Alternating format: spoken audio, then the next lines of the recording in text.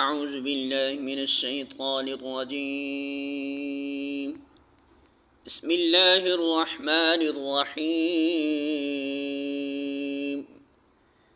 ألم تر إلى الذين أوتوا نصيبا من الكتاب يشترون الضلالة ويريدون أن تضلوا السبيل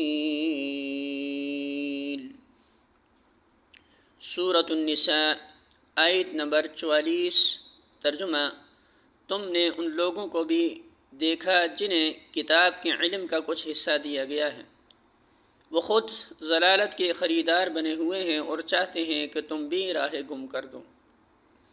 سورۃ النساء حاشیہ نمبر 71۔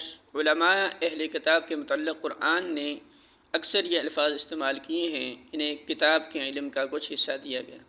اس کی وجہ یہ ہے کہ اول تو انہوں نے کتاب الہی کا ایک حصہ گم کر دیا تھا، پھر جو کچھ کتاب الہی میں سے ان کے پاس موجود تھا اس کی روح اور اس کے مقصد و مدعا سے بھی وہ بیگانہ ہو چکے تھے۔ ان کے تمام دلچسپیاں لفظی بحثوں اور احکام کے جزیات اور عقائد کے فلسفیانہ پیچیدگیوں تک محدود تھیں۔